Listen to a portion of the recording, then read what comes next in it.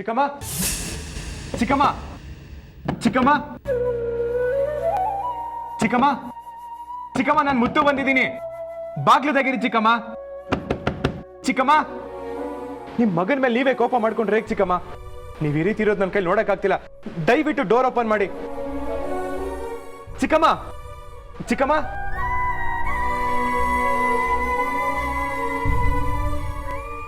ಚಿಕ್ಕಮ್ಮ ಚಿಕ್ಕಮ್ಮ ಅಲ್ಲಿ ಬೆಳ್ಳಿ ವಿರುದ್ಧ ಇಡೀ ಊರ್ಗೂರೇ ನಿಂತಿತ್ತು ಚಿಕ್ಕಮ್ಮ ಅವಳಿಗೆ ನಮ್ಮನ್ನ ಬಿಟ್ರೆ ಬೇರೆ ಯಾರಿದ್ದಾರೆ ಇಂಥ ಸಮಯದಲ್ಲಿ ಅವಳ ಜೊತೆ ಇರೋದು ನಮ್ ಧರ್ಮ ಅಲ್ವಾ ನಿಮ್ನ ಕಾರಲ್ಲಿ ಬಿಟ್ಟು ಬೆಳ್ಳಿಯಿಂದ ಓಡೋಗಿದ್ದಕ್ಕೆ ಕಾರಣ ಇದೆ ಚಿಕ್ಕಮ್ಮ ನಾನು ಏನಾದ್ರೂ ಹೋಗಿಲ್ಲ ಅಂತಿದ್ರೆ ಬೆಳ್ಳಿ ನಮಗ್ ಸಿಗ್ತಾನೆ ಇರ್ಲಿಲ್ಲ ಇಷ್ಟೊತ್ಗಳನ್ನ ಮುಗಿಸ್ಬಿಟ್ಟಿರೋರು ಚಿಕ್ಕಮ್ಮ ನಮ್ಮ ಮೇಲೆ ಯಾರು ನಂಬಿಕೆ ಇಟ್ಟಿರ್ತಾರೋ ಅವ್ರನ್ನ ಕಾಪಾಡಬೇಕು ಅಂತ ನೀವೇ ಎಷ್ಟೊಂದ್ಸರಿ ಹೇಳಿದಿರ ಚಿಕ್ಕಮ್ಮ ಅವತ್ ಬೆಳ್ಳಿ ಕೂಕೊಳ್ತಿದ್ದು ಹಾಗೆ ಇತ್ತು ನನ್ನ ಇವರಿಂದ ಕಾಪಾಡಿ ಅಂತ ಎಷ್ಟು ಗೋಗರಿತಿದ್ಲು ಗೊತ್ತಾ ಅವಳು ತಪ್ಪು ಮಾಡಿಲ್ಲ ಹೇಗಾದ್ರೂ ಮಾಡವಳನ್ನ ಕಾಪಾಡಬೇಕು ಅಂತ ಹೋದೆ ಚಿಕ್ಕಮ್ಮ ಬಾಗ್ಲು ತೆಗಿರಿ ಚಿಕ್ಕಮ್ಮ ದೇವರಾಗಿ ಒಬ್ರು ಅಧಿಕಾರಿ ಬಂದ್ರು ಬೆಳ್ಳಿನ ಬಿಡುಗಡೆ ಮಾಡೋದಕ್ಕೆ ಸಹಾಯ ಮಾಡಿದ್ರು ಈಗ ಬೆಳ್ಳಿ ಮೇಲೆ ಯಾವುದೇ ಆರೋಪ ಇಲ್ಲ ಚಿಕ್ಕಮ್ಮ ಅವಳು ನಿರಪರಾಧಿ ಅಂತ ಬಿಟ್ಟು ಕಳಿಸಿದ್ದಾರೆ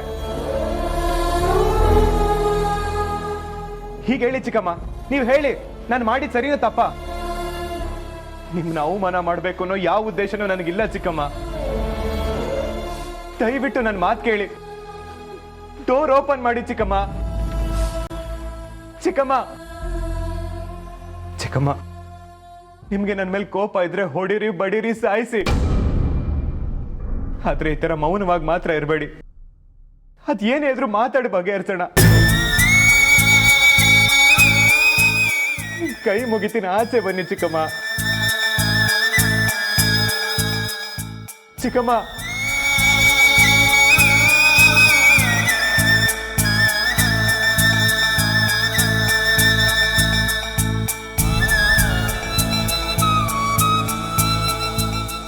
ಚಿಕ್ಕಿ ನನಗೆ ನಿದ್ದೆ ಬರ್ತಿದೆ ನಾನು ಹೋಗಿ ಮಲ್ಕೋತೀನಿ ಪುಟ್ಟ ನಾನು ಮಲಗಿಸ್ತೀನಿ ಬಾ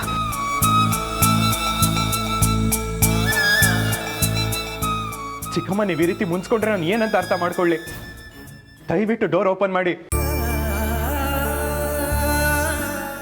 ಚಿಕ್ಕಮ್ಮ ಚಿಕ್ಕಮ್ಮ ನೀವು ಈ ರೀತಿ ಸೈಲೆಂಟ್ ಆಗಿದ್ರೆ ನನಗೆ ಹಿಂಸೆ ಆಗುತ್ತೆ ಚಿಕ್ಕಮ್ಮ ಎಲ್ಲ ಅರ್ಥ ಮಾಡ್ಕೊಂಡಿರೋ ನೀವೇ ನನ್ನ ದೂರ ತಳೆದ್ರೆ ನಾನು ಎಲ್ಲಿಗೆ ಹೋಗಿ ಹೇಳಿ ಚಿಕ್ಕಮ್ಮ ಚಿಕ್ಕಮ್ಮ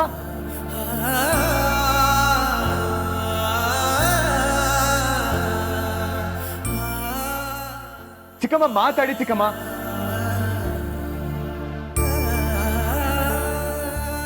ಚಿಕ್ಕಮ್ಮ ಚಿಕ್ಕಮ್ಮ ಅತ್ತೆ ಅತ್ತೆ ನಾನು ಮಾಯಾ ಬಂದಿದ್ದೀನಿ ಅತ್ತೆ ಅತ್ತೆ ಅತ್ತೆ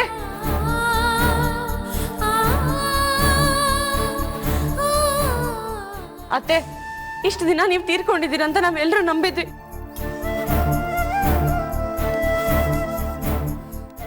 ಆದ್ರೆ ನೀವು ಬದುಕಿದ್ದೀರಾ ಒಂದಲ್ಲ ಒಂದಿನ ವಾಪಸ್ ಬಂದೇ ಬರ್ತೀರಾ ಅಂತ ಕಾಯ್ತಾ ಇದ್ದಿದ್ದು ಮುತ್ತು ಮಾವ ಒಬ್ರೆ ನೀವಂದ್ರೆ ಇವ್ರಿಗೆ ಅಷ್ಟಿಷ್ಟ ಅತ್ತೆ ನಿಮ್ಗೋಸ್ಕರ ಪ್ರಾಣನೇ ಕೊಡ್ತಾರೆ ಅಂತದ್ರಲ್ಲಿ ನಿಮಗೆ ಅವಮಾನ ಮಾಡ್ತಾರ ಹೇಳಿ ನಿಮ್ ಫೋಟೋಗೆ ಹಾಕಿರೋ ಹಾರನ ಕಿತ್ತು ಬಿಸಾಕಿದ್ರು ನಾವೆಲ್ಲರೂ ಶಾಂತಿ ಪೂಜೆ ಮಾಡೋದಕ್ಕೆ ಒಪ್ಪಿದ್ವಿ ಆದ್ರೂ ಮಾವ ಯಾವ್ದೇ ಕಾರಣಕ್ಕೂ ಈ ಪೂಜೆ ಮಾಡಲ್ಲ ಅಂತ ಎದ್ದು ಬಂದ್ರು ಅತ್ತೆ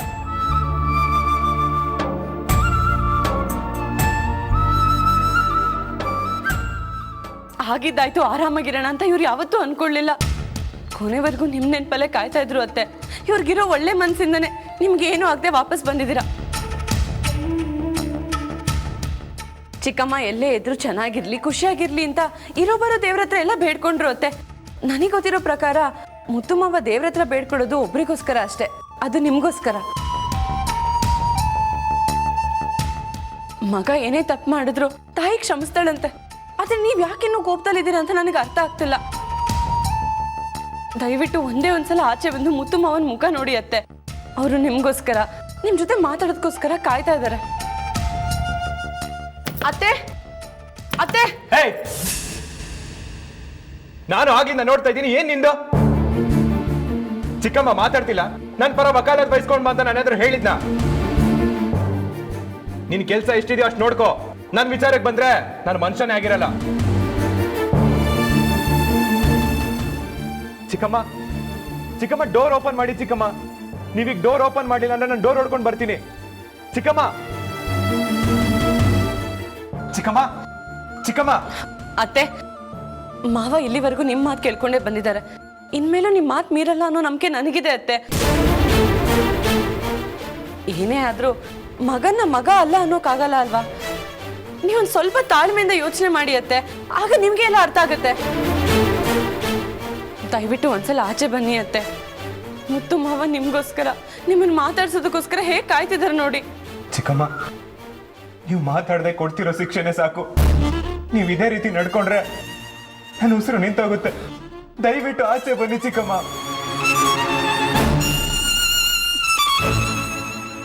ಚಿಕ್ಕಮ್ಮ, ನೀವೇನ್ ಹೇಳಿದ್ರು ಕೇಳ್ತೀನಿ. ನೀವು ಹೇಗೆ ನಡ್ಕೊಂಡ್ರು ಅದೇ ರೀತಿ ನಡ್ಕೊಳ್ತೀನಿ. ಆದ್ರೆ ಈ ರೀತಿ ನೋಡದೆ ಮಾತಾಡಿಸದೆ ಇರಬೇಡಿ ಚಿಕ್ಕಮ್ಮ. ನನಗೆ ತಡ್ಕೊಳ್ಳೋ ಶಕ್ತಿ ಇಲ್ಲ. ಚಿಕ್ಕಮ್ಮ, ನಿಮಗೆ ನನ್ನ ಮೇಲೆ ಪ್ರೀತಿ, ವಾತ್ಸಲ್ಯ, ಮಮತೆ ಇದೆ ತಾನೆ? ಆ ಮಮತೆಗೋಸ್ಕರ ಆದ್ರೂ ಬಾಗ್ಲು ತೆಗೀರಿ ಚಿಕ್ಕಮ್ಮ. ಬಾಗ್ಲು ತೆಗೀರಿ ಚಿಕ್ಕಮ್ಮ.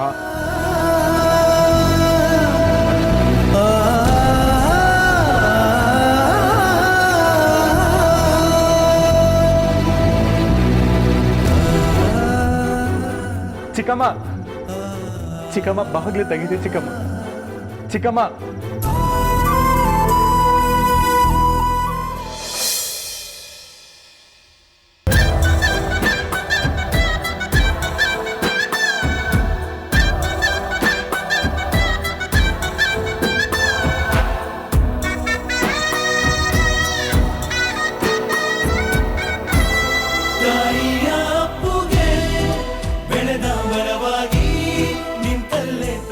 ಅತ್ತೆ,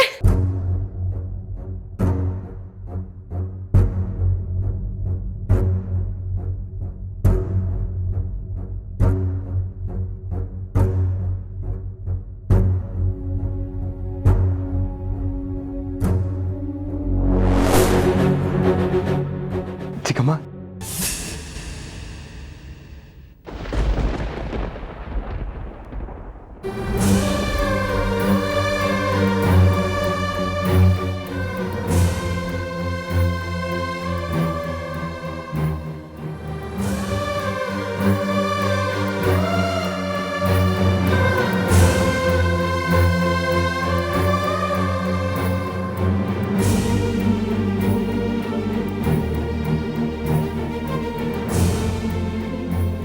ಚಿಕ್ಕಮ್ಮ,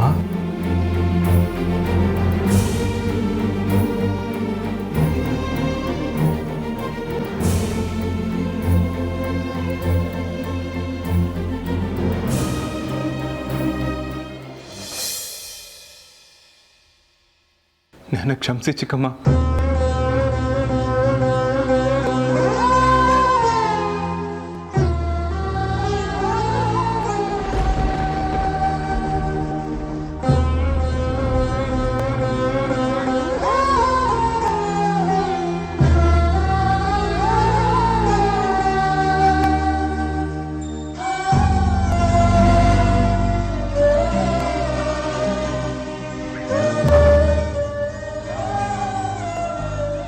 ನಿನ್ ಮುಖ ನೋಡಿದ್ರೆ ನನ್ನ ಮುತ್ತು ಹಾಗೆ, ಆದ್ರೆ ಮನಸ್ಸು ಮಾತ್ರ ಬೇರೆ. ನನ್ನ ಮುತ್ತು ದಿನದ 24 ಗಂಟೆಲಿ ಪ್ರತಿ ಕ್ಷಣ ಚಿಕ್ಕಮ್ಮ ಚಿಕ್ಕಮ್ಮ ಅಂತ ನನ್ನ ಹಿಂದೆನೇ ಇರ್ತಿದ್ದ. ನನ್ನ ಮಾತನ್ನ ಚಾಚು ತಪ್ಪದೆ ಕೇಳ್ತಿದ್ದ. ಆದ್ರೆ ನಿನ್ನ ನೋಡಿದ್ರೆ ಬೇರೆ ಯಾರನ್ನೋ ನೋಡಿದಾಗತ್ತೆ.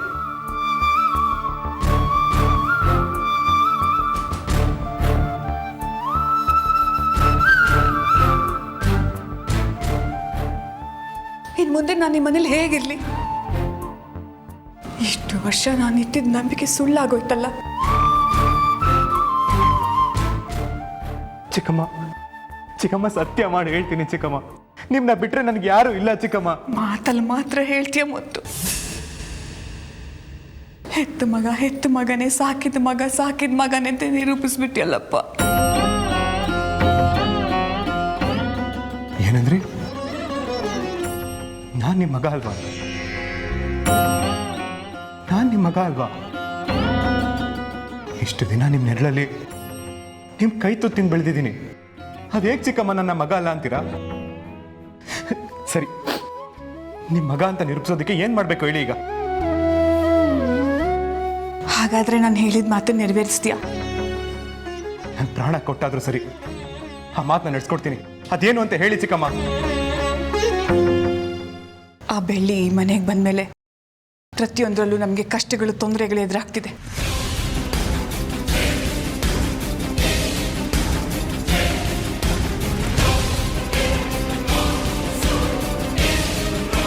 ಚಿಕ್ಕಮ್ಮ, ನೀನು ಎಲ್ಲಿ ನನ್ನ ಬಿಟ್ಟು ಹೊಟ್ಟೋಗ್ತೀಯೋ ಅಂತ ತುಂಬ ಹೆದರಿಕೆ ಆಗ್ತಿದೆ ಮುತ್ತು. ನೀನು ನನ್ನ ಕಣ್ಮುಂದೆನೇ ಇರಬೇಕು. ನೀನು ಹೋದ್ರೆ ನನ್ನ ಪ್ರಾಣನೇ ಹೊಟ್ಟೋಗುತ್ತೆ. ನನ್ನ ಉಸಿರೇ ನೀನು. ನೀವು ಆ ರೀತಿ ಎಲ್ಲ ಮಾತಾಡ್ಬೇಡಿ ಚಿಕ್ಕಮ್ಮ, ನಿಮ್ ಕೈ ಮುಗಿತೀನಿ. ನನ್ನ ಚಿತೆಗೆ ಬೆಂಕಿ ಇಡೋ ಆಸೆ ಎಲ್ಲಿ ನೆರವೇರೋದಿಲ್ವೋ ಅನ್ನೋ ಹೆದರಿಕೆ ಆಗಿದೆ ಮುತ್ತು. ನಾನು ನಿನ್ನ ಹೆರದೆ ಇದ್ರು ನೀನೇ ನನ್ನ ದೊಡ್ಡ ಮಗ. ನನಗೊಂದು ಭಿಕ್ಷೆ ಕೊಡ್ತೀಯ? ನಿನಗೆ ನನ್ನ ಮೇಲೆ ಕನಿಕರ ಇದ್ರೆ ನಾನು ಸತ್ತ ಮೇಲೆ ನೀನೇ ನನ್ನ ಶಾಂತಿ ಕಾರ್ಯ ಮಾಡಬೇಕು. ನೆರವೇರಿಸ್ತೀಯ? ಚಿಕ್ಕಮ್ಮ, ಏನ್ ಮಾತು ಅಂತ ಆಡ್ತಿದ್ದೀರಾ? ನೀವು ಬದುಕ್ ಬಂದಿರೋದೇ ದೊಡ್ಡ ವಿಷಯ ನಮ್ಗೆ. ಮತ್ತೆ ಸಾಯೋ ಮಾತಾಡ್ತಿದ್ದೀರಲ್ಲ. ಸಾಯುವಾಗ ಎಲ್ಲರೂ ಕಾಳಜಿ ತೋರಿಸ್ತಾರಂತೆ. ನಿನಗೆ ನನ್ನ ಮೇಲೆ ಎಷ್ಟು ಪ್ರೀತಿ ಇದೆ ಅನ್ನೋ ನೋಡೋ ಆಸೆ ನನಗೆ. ನಾನು ಇದನ್ನೆಲ್ಲ ನೋಡಬೇಕು ಅಂದ್ರೆ ಆ ಬೆಳ್ಳಿ ಯಾವುದೇ ಕಾರಣಕ್ಕೂ ಈ ಮನೇಲಿ ಇರಬಾರ್ದು.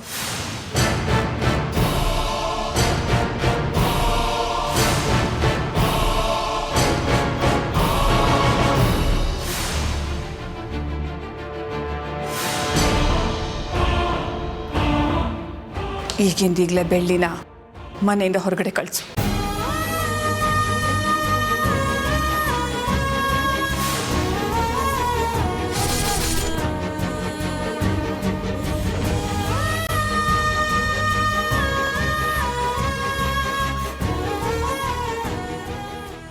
ಅಲ್ಲ ಚಿಕ್ಕಮ್ಮ, ಬೆಳ್ಳಿನೇ ಕಳ್ಸೋದು. ನಾನೇನು ಅವಳನ್ನು ಬರೀ ಕೈಯಲ್ಲಿ ಕಳಿಸು ಅಂತ ಹೇಳ್ತಾ ಇಲ್ಲ. ನಮ್ಮ ಮನೆಯಿಂದ ಅವಳಿಗೆ ಸಲ್ಬೇಕಾಗಿರೋ ಮರ್ಯಾದೆ, ಪಾಲು ಎಲ್ಲ ಕೊಟ್ಟು ಕಳ್ಸೋಣ.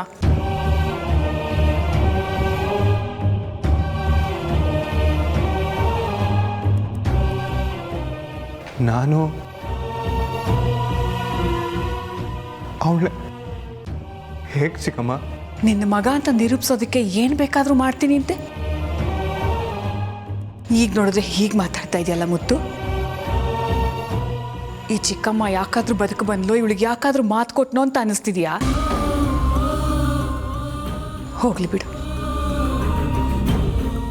ನಿನಗೆ ನೋವು ಕೊಡೋದಕ್ಕೆ ನನಗಿಷ್ಟ ಇಲ್ಲ. ಹೋಗ್ಲಿ ಬಿಡು. ನನ್ನ ದಾರಿನ ನಾನು ನೋಡ್ಕೋತೀನಿ. ಅಲ್ಲ ಚಿಕ್ಕಮ್ಮ, ನಾನು ಆ ರೀತಿ ಅನ್ಕೊಂಡೇ ಇಲ್ಲ. ನಿಮ್ಗೆ ಇದನ್ನೆಲ್ಲ ಹೇಗೆ ನಿರೂಪಿಸ್ಲಿ ನಾನು? ಹಾಗಿದ್ರೆ ಯಾಕೆ ಬೆಳ್ಳಿನ ಮನೆಯಿಂದ ಹೊರಗಡೆ ಕಳ್ಸೋದಕ್ಕೆ ಇಷ್ಟೊಂದು ಕಷ್ಟಪಡ್ತಾ ಇದೆಯಾ? ಚಿಕ್ಕಮ್ಮ, ನಾನು ಧರ್ಮ ಸಂಕಟದಲ್ಲಿ ಸಿಗಾಕೊಂಡಿದ್ದೀನಿ. ಈ ಕಡೆ ನಿಮ್ಮನ್ನು ಬಿಡೋ ಆಗಿಲ್ಲ, ಆ ಕಡೆ ಬೆಳ್ಳಿಗೆ ನಮ್ಮನ್ನ ಬಿಟ್ರೆ ಯಾರಿದ್ದಾರೆ ಹೇಳಿ? ಅಪ್ಪ ಅಮ್ಮ ಅಜ್ಜಿ ಯಾರು ಇಲ್ಲ. ಈ ಮನೆನ ನಮ್ಮನ್ನ ನಂಬ್ಕೊಂಡು ಬಂದಿದ್ದಾಳೆ. ಅಂದಮೇಲೆ ಕಾಪಾಡೋದು ನಮ್ಮ ಧರ್ಮ ಅಲ್ವಾ?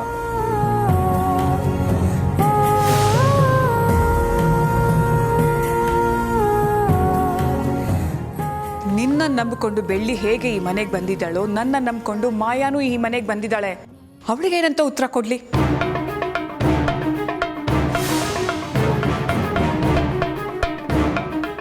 ಮಾಯಾ ಜೊತೆ ನಿನ್ನ ನಿಶ್ಚಿತಾರ್ಥ ಆಗೋಗಿದೆ. ಮದುವೆ ಮಾತ್ರ ಬಾಕಿ ಇದೆ ಮುತ್ತು.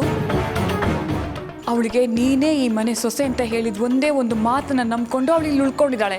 ನಾನು ಇಲ್ಲದೆ ಇರೋ ಹೊತ್ತಲ್ಲಿ ಅವಳು ಕುತ್ತಿಗೆ ಹಿಡಿದು ಹೊರಗಡೆ ದಬ್ಬಿದೆಯಲ್ಲ, ಇದೇ ನಾನು ನನ್ನ ಮಾತಿಗೆ ಮರ್ಯಾದೆ ಕೊಡೋದು? ಚಿಕ್ಕಮ್ಮ ನಿಮ್ಗೆ ಅಗೌರವ ತೋರಿಸ್ಬೇಕು ಅನ್ನೋ ಉದ್ದೇಶ ನನಗಿಲ್ಲ. ಮಾಯಾ ಏನ್ ಮಾಡಿದ್ಲು ಅಂತ ಅವಳ ಬಾಯಿಂದನೇ ಕೇಳಿ. ಅವಳು ತಪ್ಪು ಮಾಡಿದ್ಲು, ಇಲ್ಲ ಅಂದ್ರೆ ನಾನು ಯಾಕೆ ಅವಳನ್ನ ಮನೆ ಬಿಟ್ಟು ಹೋಗು ಅಂತ ಹೇಳ್ತೀನಿ ಹೇಳಿ. ಅವಳಿಗೆ ಇನ್ನೂ ಒಂದು ತಪ್ಪು ಮಾಡಿದಾಳೆ. ಅದು ಏನು ಅಂತ ನಾನು ತೋರಿಸ್ತೀನಿ.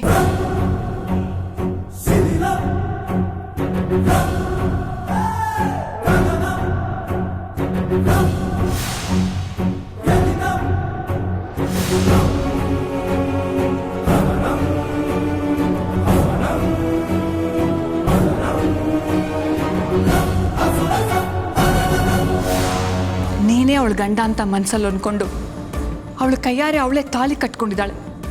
ನೋಡು, ನೀನು ಯಾವಾಗ ಬೇಕಾದ್ರೂ ತಾಳಿ ಕಟ್ಟಲಿ, ಕೊನೆವರೆಗೂ ನಿನ್ನ ಹೆಂಡತಿಯಾಗೇ ಬಾಳ್ಬೇಕು ಅಂತ ಮನಸ್ಸಲ್ಲಿ ಅಂದ್ಕೊಂಡು ಅವಳಾಗೆ ಈ ತಾಳಿನ ಕಟ್ಕೊಂಡಿದ್ದಾಳೆ. ಇದರಲ್ಲಿ ನಿನ್ನ ಭವಿಷ್ಯ ಮಾತ್ರ ಅಲ್ಲ ಮುತ್ತು, ಮಾಯಾಳ ಭವಿಷ್ಯ ಕೂಡ ಇದೆ. ಯಾಕೆ ಮುತ್ತು ಹಾಗೆ ನಿಂತ್ಬಿಟ್ಟೆ? ನಿನಗೆ ತೀರ್ಮಾನ ತಗೊಳ್ಳೋದಕ್ಕೆ ಕಷ್ಟ ಆಗ್ತಿದೆ ಅಲ್ವಾ? ಸರಿ ಮುತ್ತು, ಇದಕ್ಕೆಲ್ಲ ನಾನೇ ಒಂದು ಉತ್ತರ ಕೊಡ್ತೀನಿ.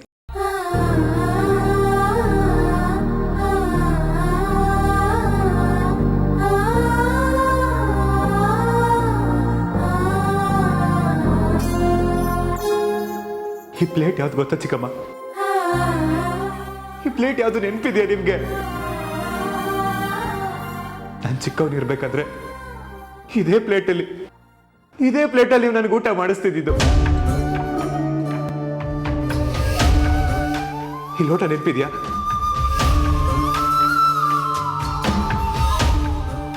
ಚಂದ ಮಾಮನ್ ತೋರಿಸಿ ನನಗಿದ್ರಲ್ಲಿ ಹಾಲು ಕುಡಿಸ್ತಿದ್ರಿ ನೀವು. ಈ ಸೀರೆ ಯಾವ್ದು ಗೊತ್ತಾ ಚಿಕ್ಕಮ್ಮ? ನಾನು ನಿಮ್ನ ಮೊದಲನೇ ಸರಿ ನೋಡಿದಾಗ ನೀವು ಉಟ್ಕೊಂಡಿದ್ದ ಸೀರೆ. ಇದೇ ಸೀರೆ ಇಟ್ಕೊಂಡೆ ನಾನು ನಿಮ್ಮ ಹಿಂದೆ ಓಡಾಡ್ತಿದ್ದೆ. ಈ ಸೀರೆ ಸೆರಗಿಟ್ಕೊಂಡೆ ನಾನು ನಡೆಯೋದನ್ನ ಕಲ್ತಿದ್ದು.